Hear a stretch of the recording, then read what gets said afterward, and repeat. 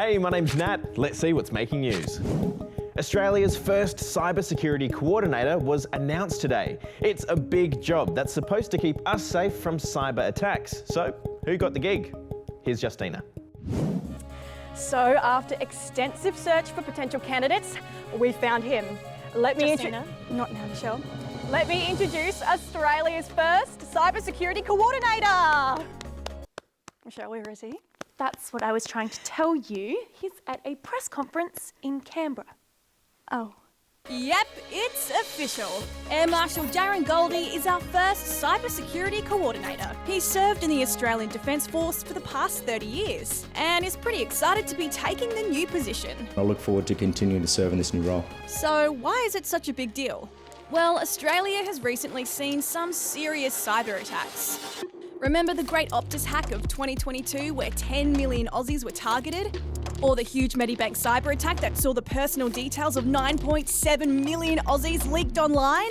Yeah, not ideal. So the government is cracking down. Strengthening Australia's cybersecurity is a fundamental priority for my government. It underpins the way that we live, the way that we work, and the way that we communicate. It'll be Air Marshal Goldie's job to work with the National Office of Cybersecurity to make sure Australia is ready to tackle even the most sophisticated cyber attacks, and that we're prepared to take on any new threats of the digital age.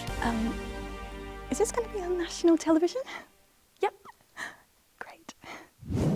Adelaideans experienced some pretty wild weather overnight.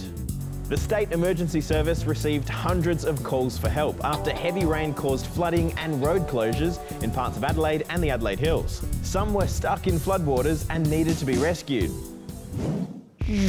Now to sport, and it was a big day on the cricket pitch for the Aussies. Here's Michelle.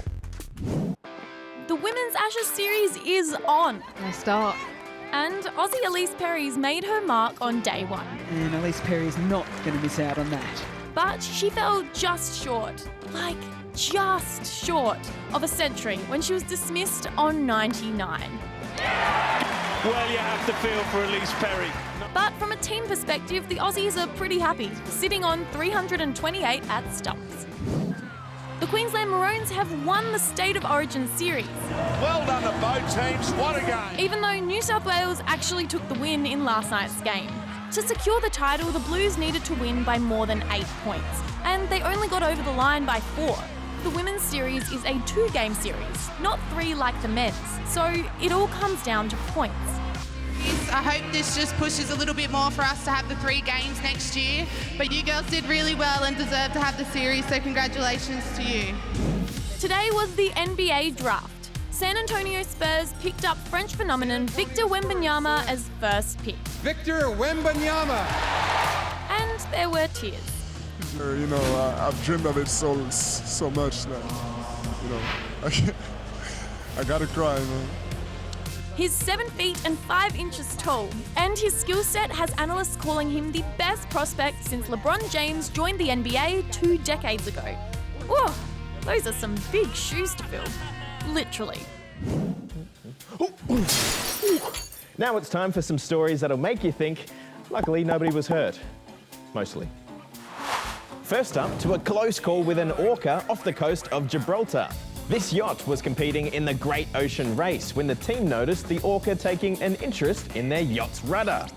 Orca attacks happen from time to time in this area, and they can cause some serious damage to boats. But luckily, everybody's okay.